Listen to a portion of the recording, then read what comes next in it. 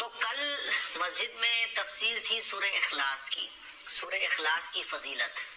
تو سورہ اخلاص کی فضیلت میں جتنی بھی حدیثیں میں نے حدیث کی کتابوں سے نوٹ کر کے رکھی ہوئی تو وہ میں نے کل مسجد میں بیان کی.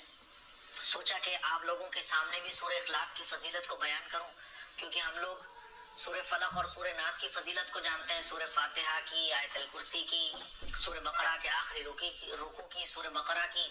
لیکن سورہ اخلاص جو عام طور پر لوگوں کو یاد ہوتی ہے، قل هو اللہ احد اللہ الصمد لم یلد ولم یولد ولم یکن له کفوا احد، اس سورت کی تفسیر کو، اس سورت کی فضیلت کو بہت کم لوگ جانتے ہیں. تو آئیے آج میں بتاتا ہوں سورہ اخلاص کی فضیلت میں کچھ حدیثیں جو اللہ کے نبی صلی اللہ علیہ وسلم نے بیان فرمائی کہ یہ جو سورت ہے یہ کتنی طاقتور، کتنی فضیلت والی، کتنی عظیم سورت ہے.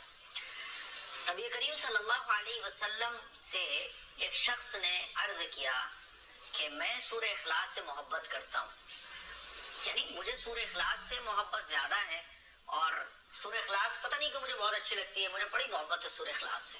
تو اللہ کے نبی صلی اللہ علیہ وسلم نے اس شخص کو کیا فرمایا؟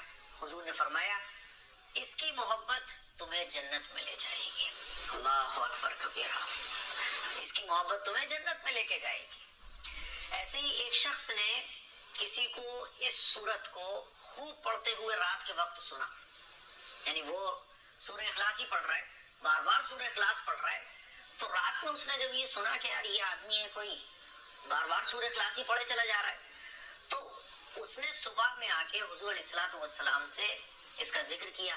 اور ذکر کرنے کا مقصد جو ہے وہ یہ تھا کہ بتائیے ایک آدمی سورہ اخلاص ہی بار بار پڑھتے چلے جا رہا ہے، ارے بھائی کچھ اور بھی پڑھ لو. یعنی سوال کرنے کا مطلب یہ تھا کہ یہ ایک ایسا عمل ہے جو ثواب میں اتنا بڑا نہیں ہے، اس کے بجائے اور بھی بہت سارے ثواب کے بڑے بڑے کام ہیں. تو اس نے آ کے حضور کو بتایا کہ رسول اللہ رات میں ایک آدمی ہے سورہ اخلاص بار بار پڑھے چلے جا رہا تھا. تو آپ علیہ الصلوۃ والسلام نے پتہ کیا فرمایا؟ حضور نے ارشاد فرمایا قسم ہے اس ذات کی جس کے قبضے میں میری جان ہے، یہ سورت 1/3 قرآن کے برابر ہے. یہ سورت 1/3 قرآن کے برابر ہے، یعنی 1/3 کتنا ہوا؟ 10 پارے. تو یہ سورت 10 پاروں کے برابر ہے. اور سنیے جناب والا، حضرت ابو ایوب انصاری رضی اللہ تعالیٰ عنہ نے فرمایا کیا میں تم سے کسی کو اس کی کیا تم میں سے کسی کو اس کی طاقت ہے کہ وہ ہر رات تیسرا حصہ قرآن کا پڑھ لیا کرے؟ صحابہ کہنے لگے یہ کس سے ہوگا، ہے نا؟ تو حضرت ابو ایوب انصاری رضی اللہ تعالیٰ عنہ نے کیا فرمایا؟ حضرت ابو ایوب انصاری رضی اللہ تعالیٰ عنہ اپنے تقوی کی وجہ سے بڑے مشہور تھے صحابہ میں.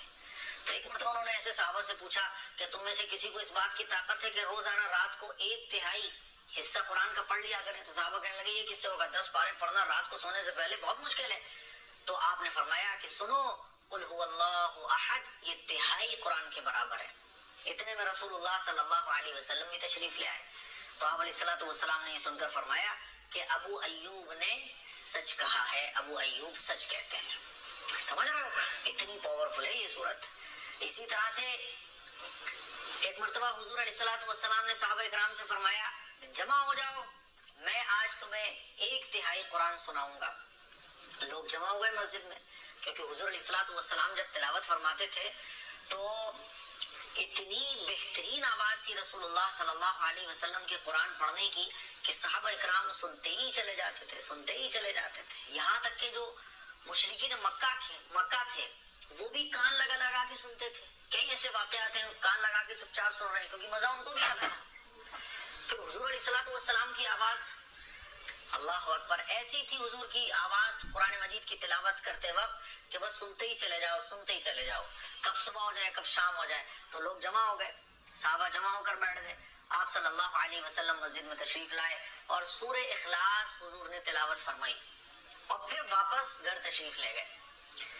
اب صحابہ میں باتیں ہونے لگی کہ وعدہ تو حضور علیہ الصلوۃ والسلام نے یہ کیا تھا کہ 1/3 قرآن حضور تلاوت فرمائیں گے، لیکن شاید آسمان سے کوئی وحی آ گئی یا کوئی اور کام پڑ گیا کہ حضور گھر واپس تشریف لے گئے.